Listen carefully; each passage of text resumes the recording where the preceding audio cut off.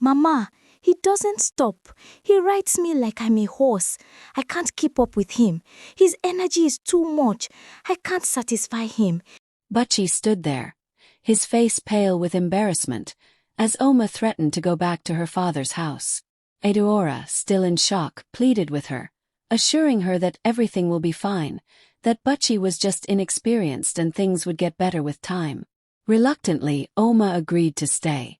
In a quiet village in the eastern part of Nigeria, there lived a young man named Butchie.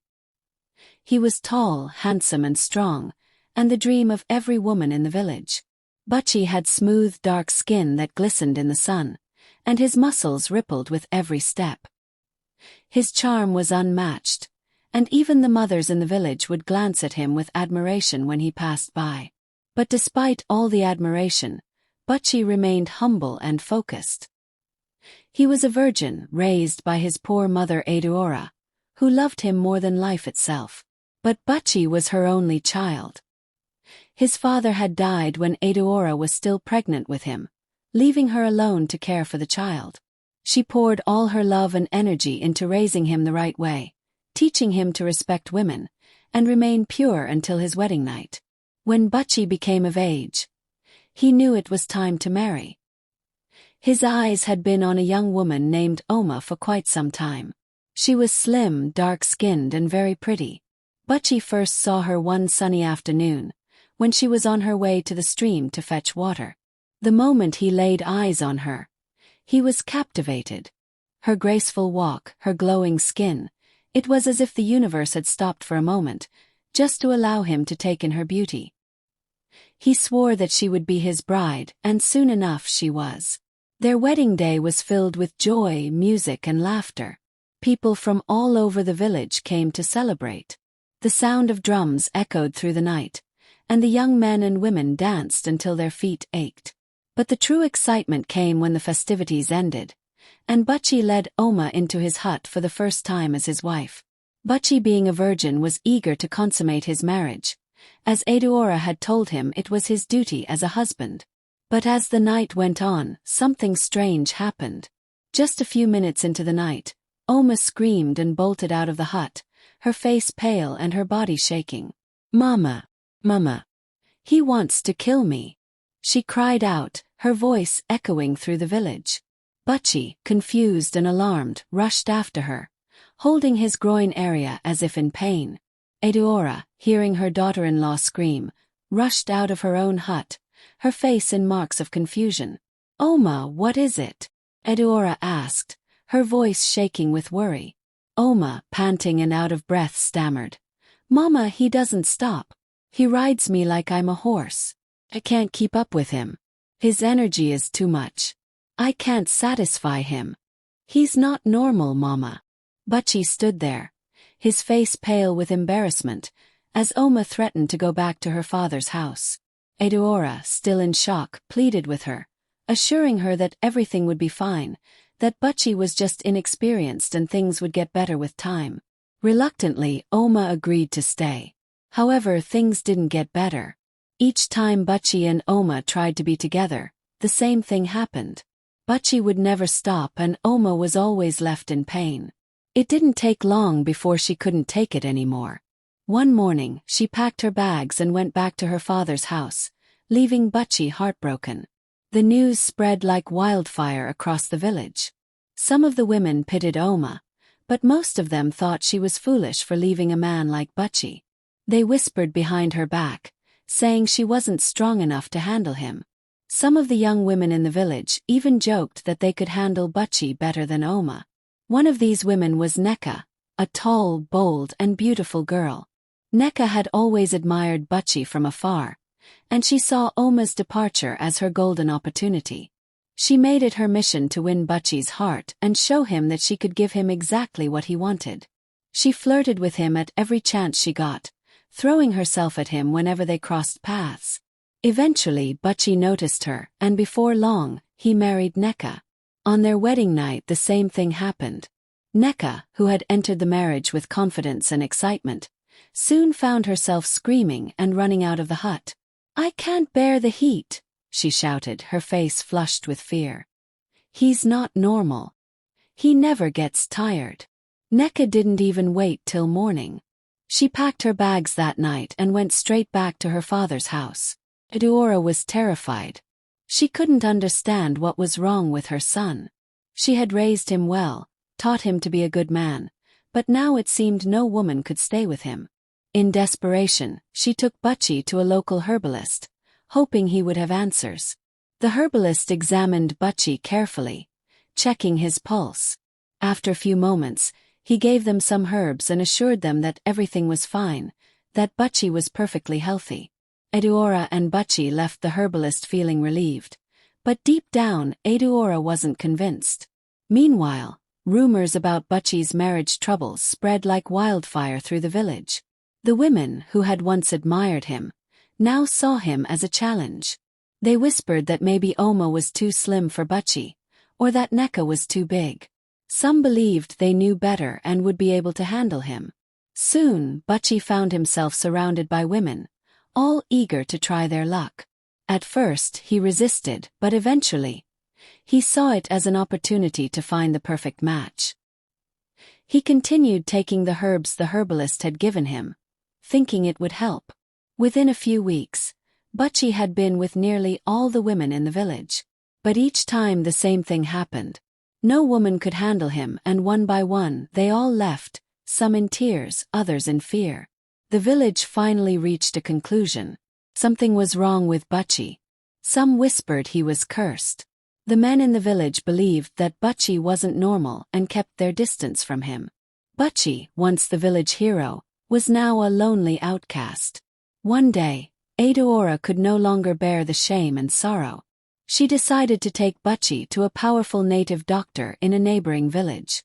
The man, known as Dibia Motsi, was feared and respected by all who knew him. They believed he had the power to see beyond the physical and into the spirit world. When Butchie and Adaora arrived at Motsi's shrine, they were greeted by the smell of incense and the distant sound of drumming. Motsi, an old man with a long white beard, sat in front of a fire, staring into the flames. After listening to their story, Motsi let out a deep laugh and said, "You cannot rob the gods." His voice was deep and filled with mystery. Adaora was confused. "What do you mean, wise one?" she asked, her voice trembling. Motsi turned to Adaora and said, "Do you remember the promise you made to the old deity when you were seeking for a child?" Adaora's heart skipped a beat. She had forgotten. Years ago, before Butchie was born, she and her husband had been childless for many years. Desperate for a child, they went to the old deity and begged for a child.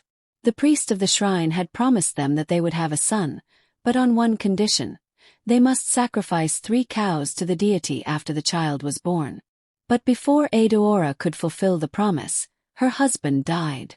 She had been left alone and poor, and the promise had been forgotten. Motsi looked at Adaora and said, "The deity is angry. Butchie is cursed because you did not fulfill your promise. If you do not act soon, the gods will take his life." Adaora's hands flew to her mouth. She was overwhelmed with guilt and fear. Motsi's words hit them like a ton of bricks. They had no choice but to fulfill the promise. The next day, Adaora sold one of her pieces of land near the stream, a land that had been in her family for generations. With the money, they bought 3 cows and went to the Agbara shrine to offer the sacrifice. The chief priest performed the ritual, and as the final ritual was performed, a gentle breeze swept through the shrine for the first time in months. Butchie felt a strange sense of peace. "It is done," the priest said, nodding in approval. "The gods have accepted your offering." After the sacrifice was made, Butchie and Adaora felt a deep sense of relief because they believed it was finally behind them.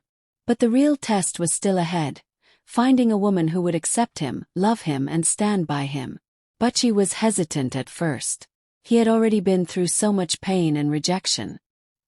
He had watched both Oma and Nneka, women he cared for, run from him in fear. Adaora, ever the optimist, encouraged him. "My son," she said softly, placing a hand on his shoulder. "The gods have forgiven us. You are free now. Don't let fear hold you back. Love will come to you." With his mother's words in his heart, Butchie decided to try again. He went back to Oma and Nneka, hoping to mend what had been broken. He apologized to them both, explaining what had caused the trouble in their marriages and assured them that the curse was lifted. But both women refused him. They had already moved on from the fear and trauma they had experienced, and neither was willing to risk going through it again. Butchie was crushed, but he understood they deserved peace and he wished them well. Finding a wife in his own village now seemed impossible. The women who had once pursued him were now distant. Butchie felt like an outcast in his own home, his once bright future now shadowed by the past. Determined not to give up, Butchie decided to search for love outside his village. He traveled to a neighboring village, where he could begin again without the weight of the rumors. It was in this village that he met Amarachi. Amarachi was different from any woman Butchie had ever known. She was strong-willed, with a sharp mind and a kind heart. Her beauty was undeniable, her skin was dark and smooth like polished ebony, and her eyes sparkled with confidence. But what truly drew Butchie to her was her spirit. She was brave, not one to be easily swayed by gossip or fear. When Butchie first approached her, he was nervous. He had heard that the rumors about his past had reached her village too. He feared that Amarachi would turn him away before he even had a chance to explain himself. But to his surprise, Amarachi didn't care about the stories. "I've heard the rumors," she said, her eyes meeting his directly. "But I don't live by what others say. I'd rather see the truth for myself." Her words were like a balm to Butchie's wounded heart. For the first time in what felt like forever, he felt hope. They spent weeks getting to know each other. Amarachi listened as Butchie told her about the curse, the sacrifice, and all that he had endured. She didn't flinch. In fact, her respect for him grew as she realized how much he had suffered in silence, carrying the weight of a promise that wasn't even his own. When Butchie finally asked Amarachi to be his wife, she smiled and said yes. The wedding was smaller than his previous ones, but it was filled with joy and love. Adaora, seeing the happiness in her son's eyes, wiped away tears of joy.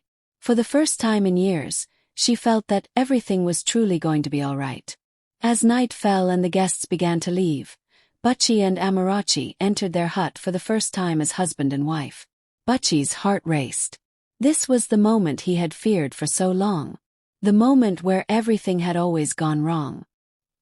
He was afraid that the curse might still linger despite the sacrifices. He looked at Amarachi, who smiled back at him with reassuring eyes. "Don't be afraid," she whispered, sensing his hesitation. The night went by peacefully. For the first time, Butchie felt what true love and connection could be like. Amarachi didn't scream, didn't run away, and didn't fear him. Instead, she embraced him and they both found joy in each other. Butchie had never felt such relief, such happiness. By the time morning light filtered into their hut, both Butchie and Amarachi knew they had something special. The curse had truly been lifted and Butchie was finally free. Word spread quickly that Butchie had found the wife who stayed. The women in the village were in shock. How could Amarachi, after hearing all the rumors, survive a night with Butchie? Many of them whispered that she must have some secret, some special power that allowed her to do what no other woman could. The village women, once eager to have Butchie for themselves, were now filled with curiosity and jealousy. They gathered around Amarachi whenever she visited the market, asking her questions and trying to figure out what had happened. Amarachi would only smile and say, "Love is not a competition. I accepted him for who he is and he accepted me, that's all." Her words left the women speechless. They realized then that it wasn't about who could handle Butchie, but about finding someone who truly loved him. Butchie and Amarachi became an example of love and patience in the village. Over time, the rumors about Butchie faded, replaced by stories of his happy marriage. Together, Butchie and Amarachi had several children, each one bringing more joy into their home. Butchie, once the lonely outcast, was now a proud father, a loving husband, and a respected man in the village. Adaora remained grateful for the rest of her life. Every morning, she would wake up and thank the gods for sparing her son. She never forgot the promise they had broken, and she often told the story to her grandchildren, reminding them that a promise to the gods should never be taken lightly. As she grew older, Adaora watched her son's family grow, her heart swelling with pride. Butchie had become everything she had ever dreamt he would be: a good man, a faithful husband, and a loving father. And though her journey with the gods had been filled with pain and loss, she was grateful they had shown mercy in the end. Thank you guys for watching. If you watched to the end, please do not forget to subscribe, drop your thoughts, and share this story with your loved ones. See you all on my next one. Bye.